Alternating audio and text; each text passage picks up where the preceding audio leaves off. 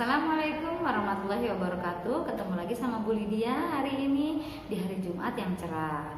Oke, hari ini kita akan belajar tematik tema 1 bagian subtema 1. Oke, hari ini kita akan membahas tentang IPA dan SPDP. Oke, kita lihat kompetensi dasar dari IPA yaitu 3.6, yaitu memahami sifat-sifat bunyi dan keterkaitan dengan indera pendengar. Ada juga SPDP yaitu 3.3, yaitu memahami dasar-dasar gerak tari. Sekarang kita lanjutkan ke pembahasan IPA. Ya, IPA akan belajar kita tentang bunyi. Apa sih yang dimaksud dengan bunyi? Oke, Bu Guru akan membahas di sini ya. Bunyi adalah energi yang dapat didengar. Bunyi yang terjadi di sekitar kita sangat banyak. Ada yang dihasilkan oleh manusia, ada yang dihasilkan oleh binatang, ada juga yang dihasilkan oleh alam sekitar kita. Ya, terus ada bunyi yang terdengar melengking seperti jeritan. Ada juga bunyi yang terdengar rendah seperti orang berbisik. Nah, itu dapat kita dengar melalui indera pendengar kita. Ya, kemudian nih, Bu Guru juga akan membahas tentang tinggi, rendah, atau kuatnya bunyi tergantung pada frekuensi, amplitudo, dan resonansi. Ya, coba kita lihat frekuensi. Frekuensi adalah tinggi rendahnya bunyi yang ditentukan oleh banyaknya getaran. Oke, coba kita lihat gambar yang ada di layar kita, yaitu frekuensi tinggi.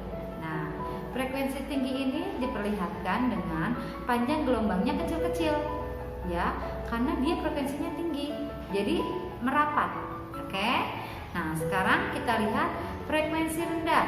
Nah, frekuensi rendah gelombangnya besar-besar, ya, karena dia rendah, jadi frekuensinya gelombangnya sangat besar. Oke, kita lanjutkan kepada frekuensi dapat dibagi menjadi 3, ya, yaitu 1 infrasonik. Apa sih yang dimaksud dengan infrasonik? Ya, mari kita bahas. Infrasonik adalah bunyi yang memiliki frekuensi di bawah 20 getaran per detik dan tidak dapat didengar manusia karena frekuensinya terlalu rendah. Nih, contohnya bunyi pada hewan yaitu jangkrik atau anjing. Kalau anjing tidak menyala, kita nggak pernah tahu ada suara anjing. Oke. Kemudian ada juga audiosonik. Ya, audiosonik adalah bunyi yang didengar manusia. Frekuensinya antara 20 dan 20.000 getaran per detik. Dapat didengar hewan lain seperti anjing, jangkrik, kelelawar, dan lumba-lumba. Ini frekuensi yang dapat didengar oleh semuanya, oleh makhluk hidup. Ya. Kemudian ada ultrasonik. Nah, ultrasonik adalah bunyi yang memiliki frekuensi di atas 20.000 getaran per detik. Ya, manusia tidak dapat mendengar bunyi ultrasonik karena frekuensinya terlalu besar. Kelelawar dan lumba-lumba contoh hewan yang mampu mendengar bunyi ultrasonik. Kelelawar menggunakan gelombang ultrasonik untuk navigasi dan mencari makan. Coba perhatikan kita gambarnya. Ya, nih kelelawar ada gelombang ultrasonik, dia mencari makan. Dia mencari navigasi kemana-mana dengan menggunakan gelombang ultrasonik untuk mencari makan mereka. Ya, terus ada juga nih lumba-lumba. Ya, lumba-lumba juga sama. Dia memakai ultrasonik untuk mencari makanan. Nah, di bawahnya ada juga gelombang ultrasonik yang dimanfaatkan oleh alat sonar untuk mengetahui kedudukan kapal selam di permukaan laut. Misalkan kita tahu nih cerita-cerita kalau di bawah kapal selam, ketika mendeteksi kapal selam lainnya, nah kapal selam itu menggunakan ultrasonik untuk mengetahui kedudukan kapal selam laut lainnya di permukaan laut. Ya, oke, sekarang kalau gelombang ultrasonik juga dapat digunakan untuk ultrasonografi. Apa sih itu? Yaitu USG untuk pada ibu-ibu hamil. Nah, misalkan kalian nih pernah melihat bundanya ketika di USG, kita melihat ada alat yang ditempelkan di perut bundanya. Nah, itu adalah USG untuk mengetahui keadaan bayi, keadaan janin di dalam kandungan. Nah, itu memakai gelombang ultrasonik. Oke, kita akan lanjutkan kembali kepada amplitudo. Apa sih itu amplitudo? Amplitudo adalah kuat atau lemahnya bunyi. Makin besar amplitudo, makin kuat bunyi yang dihasilkan. Pada radio, tombol volume berguna untuk membesar kecilkan amplitudo. Jadi ada volume nih, kalian perbesar itu akan terdengar bunyi yang paling besar. Kekuatan bunyi diukur dengan satuan desibel. Ya, bunyi di bawah 75 desibel aman didengar oleh telinga kita. Tapi kalau udah di atas 120 desibel itu sangat tidak baik untuk didengar oleh telinga kita. Nih, semakin kita sering mendengar suara yang keras, misalkan kayak di konser-konser, atau kita misalkan mendengarkan volume yang terlalu besar, itu akan menyebabkan ketulian pada telinga kita. Ya, jadi nih teman-teman, kalau mendengarkan misalkan televisi atau mendengarkan bunyi-bunyi yang sangat kencang, kalian harus mengecilkan volumenya agar telinga kalian juga terhindar dari ketulian, ya. Itu yang dinamakan dengan amplitudo. Sekarang ada juga yang namanya resonansi. Apa sih itu resonansi? Resonansi adalah peristiwa ikut bergetarnya suatu benda karena ada benda lain yang bergetar dan memiliki frekuensi yang sama. Contohnya saat petir menyambar nih. Coba kita perhatikan ketika kita ada petir. Coba jendela kita pasti ikut bergetar. Ya, nah itu adalah getar namanya resonansi. Jadi kalau ada getaran yang besar, boom, misalkan bunyi, terus ada getaran juga ke rumah kita. Nah itu adalah getaran resonansi. Nih, dia akan menyebabkan energinya dapat bergetarkan benda yang lain. Ya, ketika petir ada atau misalkan ada bunyi yang boom, nah itu akan menyebabkan benda lain bergetar. Itu adalah namanya resonansi. Oke, kita lihat ya. Contohnya nih ada garpu tala. Ya, beresonansi nih. Kalau dibunyikan dengan salah satu garpu tala akan menyebabkan gelombang bunyinya ke garpu tala yang lain, ya. Kerugian yang ditimbulkan oleh resonansi ini banyak. Satu, kayak misalkan bunyi ledakan bom dapat memecahkan kaca walaupun tidak terkena ledakan secara langsung.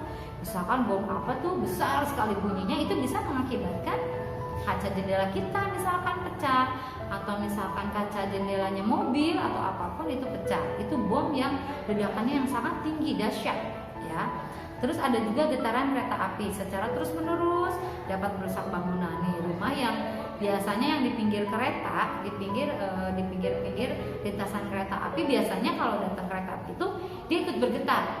Entah jendelanya lah, entah pintunya atau misalkan, dan itu akan menyebabkan terus merusak bangunan yang ada di sekitar situ. Oke. Kita lihat juga nih sumber bunyi. Kita tahu nih ada sumber bunyi yang salah satunya adalah pita suara manusia. Nih, pita suara manusia yang ada di sini. Suara manusia berasal dari pita suara yang bergetar. Di sekeliling pita suara terdapat otot yang menggetarkan pita suara dan mengatur tinggi rendahnya suara. Nih, kalau kita kenceng nih, kenceng berarti pita suara kita nih ikut menggetarkan pita suara yang besar. Nah, jika pita suara menyempit, maka dihasilkan suara tinggi. Jika melebar, maka dihasilkan suara yang rendah. Nih, makanya kita kalau bersuara nggak usah tinggi-tinggi, kayak teriak-teriak, nggak usah. Itu nanti akan merusak organ tenggorokan kita. Oke? Oke, sekarang ada juga garpu tala. Nih, garpu tala merupakan sepotong baja yang memiliki cabang sejajar dengan ukuran yang sama. Akan menghasilkan bunyi dengan cara diketukkan ke sebuah benda keras. Maka garpu tala akan bergetar dan mengeluarkan bunyi. Itu adalah suara yang dihasilkan oleh garpu tala. Ada juga alat musik. Alat musik yang dikeluarkan oleh suara yang dikeluarkan oleh alat musik. Misalkan nih, coba kalian perhatikan gitar. Nah, ketika senarnya dipetik nih, senarnya dipetik, kita akan mendengarkan nih suara yang keluar gitar ketika dipetik. Ada juga seruling. Nah, coba kalian kalau udah punya seruling di rumah, coba kita cobain. Itu ketika ditiup, serulingnya akan bergetar dan mengeluarkan suara. Oke, dan suara drum berasal dari getaran drum yang dipukul kencang akan mengeluarkan juga suara. Ada juga suara mesin bermotor. ya. Coba kalian perhatikan nih, kendaraan bermotor seperti motor, mobil. Nah, itu ketika dinyalakan dia akan ada tuh suara, mengeluarkan suara. Beberapa logam pada mesin saling bergesekan, ya, bergesekan dan bergetar sehingga menimbulkan bunyi. Nah, coba kalian perhatikan ya. Ada juga yang coba kalian misalkan ada yang kalau yang ditarik itu biasanya orang-orang yang buat sawah itu ada yang bermotor, mesin bermotor. Ketika ditarik, serang dia akan keluar suara. Nah, itu adalah namanya mesin bermotor. Bukan berarti harus mobil atau motor, bukan, tapi hal-hal yang bisa mengeluarkan bunyi karena ada mesinnya. Nah, itu akan coba perhatikan di sana, atau ada coba kalian perhatikan ke tukang kelapa. Nah, ketika akan ada tukang kelapa yang menghaluskan kelapa, dia memakai mesin bermotor yang ditarik dulu. Nah, ditarik, ketika bergesekan dia akan menimbulkan bunyi. Oke. Sekarang kita akan bunyi dapat didengar karena memiliki sifat berupa rambatan. Nah, bunyi itu akan didengar karena ada sebuah rambatan. Misalkan nih dari gas atau udara. Nah, kita suka mendengar nih, getaran dari sumber bunyi menyebabkan molekul udara di sekitar sumber bunyi bergetar. Molekul udara yang bergetar akan ditangkap oleh telinga dan menggetarkan gendang telinga. Misalkan di udara nih, tahu-tahu kita mendengar ada suara kicauan burung, cit cit cit cit. Nah, itu merupakan gelombang yang akan terdengar dibawa oleh udara. Terus ada juga benda padat. Bunyi dapat merambat melalui benda padat seperti kaleng, benang, besi, kayu, tanah, dan batu. Nih, misalkan ada, coba kalian pernah membuat kaleng susu, kemudian kita membuat kaleng susu lain dan akan digetarkan oleh sebuah tali. Nah, ketika dibunyi dengan bunyi, itu akan merambat kedengaran oleh kaleng satunya lagi. Nah, itu adalah benda yang melalui benda padat. Nah, nanti ya kita suatu hari akan membuat percobaan itu, atau kalian boleh mencoba di rumah bersama adik. Kalian cari dulu nih kaleng susu, bekas kaleng susu, kemudian kalian golongin, kalian kasih tali, kemudian bikin satu lagi, kita kayak orang lagi berbicara di mana jarak jauh, itu akan terdengar suaranya. Oke. Kemudian benda cair, misal ada 2 buah batu yang dipukul di dalam air, maka bunyinya dapat didengar dengan jelas. Karena getaran dari batu yang dipukul akan menggetarkan molekul-molekul di air di sekitar batu. Contoh lain yaitu hewan paus dan lumba-lumba dapat berkomunikasi dengan sesamanya, bahkan meski dalam jarak ratusan kilometer, karena bunyi dapat merambat di dalam air. Ya, mesti kayak tadi kan, sonar yang pas kapal selam itu ada getaran itu di dalam air. Terus lumba-lumba juga itu untuk berbicara dengan lumba-lumba lain itu seperti kayak getaran gitu ya. Itu di dalam air. Misalkan atau kita nih menjatuhkan batu di dalam air, terus ada bunyi kecepat atau apalah gitu. Nah, itu terdengar karena ada dia keluar molekul-molekul di sekitar air karena batu tersebut. Oke. Nah, itulah IPA yang membahas tentang bunyi, yang membahas tentang bunyi-bunyi yang bisa didengar oleh manusia atau binatang yang keluar dari yang bunyi yang keluar dari alam, manusia, binatang, ya.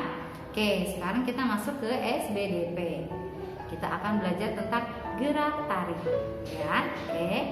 Oke, mari kita bahas gerak tari, yaitu sebuah perubahan sikap ataupun posisi anggota tubuh di saat menggerakkan tarian.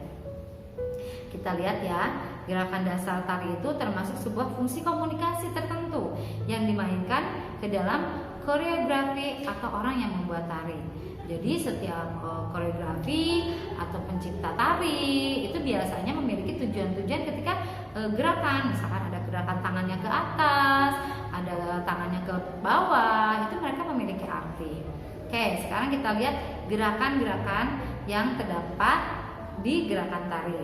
Satu namanya ada gerakan murni, yaitu gerakan yang bertujuan semata sebagai fungsi keindahan, sehingga hanya memperindah suatu tarian tanpa ada maksud atau melambangkan sesuatu. Misalkan ada lentik tangan itu apa sih? Nah, itu misalkan ada dia artinya hanya untuk memperindah. Nah, memperindah gerakan itu namanya gerakan murni. Oke, kemudian ada gerak maknawi. Nah, gerak tarian yang selain dari fungsi keindahan pula lebih mengedepankan maksud atau lambang tertentu daripada sesuatu yang ingin disampaikan kepada penonton. Misalkan ya ada gerak tarian misalkan tarian Aceh. Nah, itu biasanya ada tuh gerakan-gerakan yang menunjukkan makna dari keindahan dan makna dari arti untuk memberikan pesan kepada penonton. Atau juga gerakan tari yang lainnya. Nah, misalkan ada contoh juga nanti akan dibahas tentang gerakan merak ya. Nanti itu ada makna-maknanya. Nah, sekarang berikut gerakan tari dasar. Nah, gerakan-gerakan yang ada di tari. Coba nih, ada gerak dasar badan. Coba lihat ya. Bahu yakni menggerakkan bahu ke arah depan serta ke belakang. Hoyok yakni badan yang sudah dicondongkan ke arah kanan ataupun ke kiri. Itu namanya gerak dasar badan. Ada juga ogek lambung. Yakni menggerakkan perut tanpa menggerakkan pinggang yang sudah ikut bergerak dan bahu ikut pula bergerak. Nah, nanti kalian boleh mempraktikkan ya di rumah ya. Ketika tahu nih apa sih obah bahu. Nah, coba kalian bahunya digerakkan ke depan sama ke belakang, terus hoyok. Nah, nantinya ya ini gerak badan ke kiri dan ke kanan. Nah, coba kalian di rumah dipraktekkan ya. Terus ada juga gerak dasar kepala. Coba namanya ada ulong langi. Nah, ulong langi yakni kepala bergerak ke arah kanan lalu ke kiri dengan cepat, leher tak ikut bergerak ya. Jadi ini kepalanya nih digerak-gerakkan ya ke kanan dan ke kiri, itu namanya ulong langi. Nah, ada juga banteng ngambul yakni menggerakkan kepala ke arah belakang ya. Misalkan ke arah belakang seperti itu namanya banteng ngambul. Itu namanya pada gerak dasar kepala. Ada juga pancak jonggo. Nah, pancak jonggo yakni menggerakkan kepala dagu sudah terangkat ke kiri, tengah serta ke kanan. Nih, kepala dagu ini namanya ini namanya kepala dagu ya. Nah, di arah kanan, ke kiri atau ke tengah. Nah, itu begitu ya. Itu namanya gerak dasar kepala. Ada juga namanya gerak dasar kaki. Nah, gerak dasar kaki ada yang namanya debek. Nah, debek ialah meletakkan kaki kanan pada bagian belakang kepada pertengahan kaki kiri ataupun sebaliknya dan menghentakkan ujung kaki ke samping. Nah, itu bisa dilihat ya. Kalian boleh mempraktikannya. Ada juga yang namanya gejuk. Nah, gejuk ialah menyilangkan kaki kanan dan ke arah belakang atau kaki kiri ataupun sebaliknya dan juga menghentakkan kaki ke arah belakang. Nah, itu namanya gejuk pada gerak dasar kaki. Ada juga tanjak kanan. Nah, apa sih itu tanjak kanan? Kita lihat, tanjak kanan ialah meletakkan kaki kanan lalu mengarahkan ke sorong kanan serta kaki kiri yang mengarahkan serong kiri di antara kedua kaki selebar bahu. Nah, kalian boleh dipraktek nih. Kalian boleh apa sih kayaknya tanjak kanan? Kalian boleh mempraktekkan kan ya.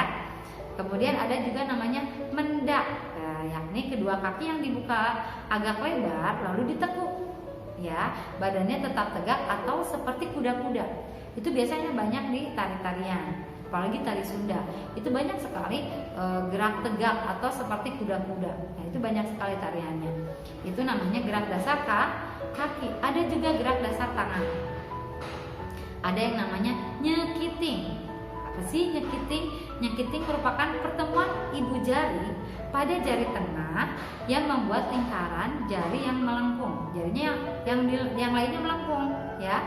Itu namanya nyekiting. Nih, kayak seperti ini. Tapi jari yang lainnya melengkung, ya. Nah, bolehlah kalian nanti mempraktikannya ya. Kemudian ada ngerayung, yaitu ibu jari yang ditekuk sampai depan sebuah telapak tangan serta jari yang lainnya lurus, ya. Nanti kalian boleh mempraktikkan nih, jarinya yang ditekukkan depan, nah, kemudian telapak tangan serta jari yang lainnya diluruskan. Ada juga namanya nyempurit, yaitu ibu jari yang bertemu jari telunjuk, jari yang lainnya menekuk berurut. Ya, nanti bolehlah kalian ya mempraktikkan. Juga gregem. Apa sih itu gregem? Nah, gergam ialah ibu jari yang membuka ke samping serta menekuk, sedangkan jari yang lain mengepak. Nih, kayak gini. Ibu jarinya nih membuka ke samping serta menekuk, sedangkan jari yang lainnya mengepak. Oke. Nah, itu adalah gerak tari dasar. Oke, sekarang kita lihat ya tari merak ya. Nih, kita lihat tari merak. Oke. Perhatikan tari merak nih. Ini tari merak merupakan tarian khas yang berasal dari Provinsi Jawa Barat. Ya, jenis tarian ini menampilkan kreasi baru yang mengekspresikan kehidupan dari seekor burung merak. Nah, lihat gerakannya ya, diambil dari tingkah laku burung merak. Ya, keindahan burung merak itu kan nih pada saat ekornya nih, nah ke atas, dari tingkah pola burung merak jantan pada saat ingin menarik perhatian burung merak jantan betina. Ya, nah, perhatikan. Jadi ini jenis tarian ini termasuk jenis tarian modern. Lihat, perhatikan gerak-gerakannya. Artinya gerakannya dapat diciptakan dengan bebas, ya. Terus menggunakan kreasi sendiri. Kita bisa menciptakan kreasi sendiri pada sebuah tarian.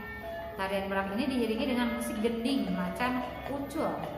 Nih, karena khas Jawa Barat ya, nih. Ada jarinya, perhatikan. Nah, jarinya ada yang ditekuk, tangannya, gerak tangannya, gerak kepalanya. Nih, ada gerak kepalanya, ada digoyang-goyangkan, ada gerak tangannya, ada gerak tari. Nah, kalian dapat memperhatikan video dari tarian merak ini ya. Nah, jadi keindahan tarian merak ini yang berasal dari Provinsi Jawa Barat menunjukkan gerakan untuk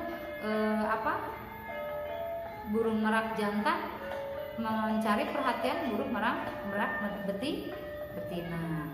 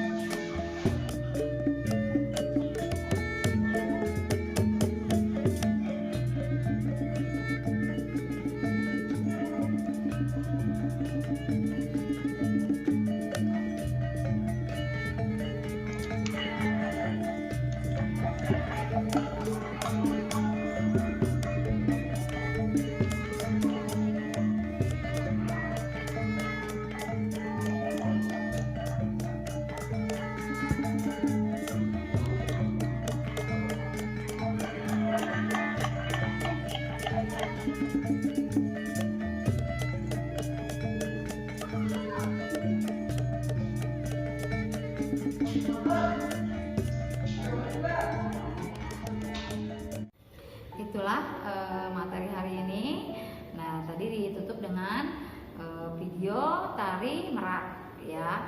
Hari ini pembahas tentang IPA dan SPDP di tema 1, subtema 1. Mudah-mudahan kalian mengerti. Kalau ada pertanyaan atau hal yang tidak dapat dimengerti, kalian boleh menjawab ibu gurunya, menanyakan apa yang akan dibahas lagi atau apa yang di dalamnya yang kalian tidak mengerti. Oke? Terima kasih atas perhatiannya. Sampai jumpa di materi selanjutnya. Kita ketemu lagi. Semoga kita terus dalam keadaan sehat walafiat dan suatu hari waktu kita akan bisa bertatap muka bersama ya. Kita berdoa bersama agar pandemi ini segera berlalu dan kita bisa ketemu ya. Guru-guru juga berharap kalian terus semangat belajar walaupun di rumah, tapi tetap harus semangat. Kalian bisa mengontak WA bu guru atau video call bu guru bila ada sesuatu hal yang perlu ditanyakan. Oke? Terima kasih atas perhatiannya. Sampai jumpa. Wassalamualaikum warahmatullahi wabarakatuh.